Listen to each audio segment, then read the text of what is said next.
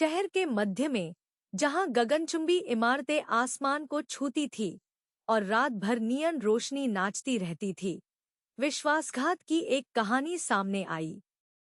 इसकी शुरुआत एक दोस्ती से हुई जो विश्वास और वफादारी की आग में बनी थी। रेचल और माइक कॉलेज के समय से ही एक दूसरे से अलग नहीं हुए थे। उनका रिश्ता हर गुजरते दिन के साथ मजबूत होता जा रहा था। वे हर सुख दुख में साथ थे और उनकी दोस्ती शहर की अराजक दुनिया में आशा की किरण बन गई थी। जैसे जैसे उन्होंने वयस्कता की जटिलताओं को पार किया, उनकी दोस्ती गहरी होती गई। माइक हमेशा रेचल के लिए मौजूद था, जो आराम और समर्थन का निरंतर स्रोत था। लेकिन सतह के नीचे एक भयावह साजिश रची जा रही थी। माइक एक गहरा रहस्य छिपा रहा था, जो उनकी दोस्ती की नींव को चकनाचूर कर देगा। वह उनकी कंपनी से धन का गबन कर रहा था और रेचल अनजाने में उसकी भरपाई कर रही थी।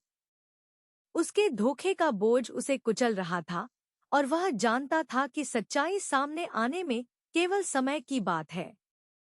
हिसाब किताब का वह दिन आ गया जब रेचल को माइक के फोन पर एक गुप्त संदेश मिला। जैसे ही उसने चौंकाने वाली सच्चाई उजागर की, उसकी दुनिया उजड़ गई। जिस दोस्त पर उसने अपनी जिंदगी भर भरोसा किया था, वह हमेशा से उसे धोखा दे रहा था। विश्वासघात का दर्द गहरा हो गया और रेचल को ऐसा लगा जैसे वह आंसुओं के सागर में डूब रही हो। जैसे ही उसने माइक का सामना किया, उसके आसपास का शहर फीका पड़ गया। केवल यह भयावह एहसास रह गया कि उनकी दोस्ती झूठी थी। और फिर, जैसे ही उसने सोचा कि वह सबसे निचले स्तर पर पहुंच गई है, रेचल को एक अज्ञात नंबर से कॉल आया।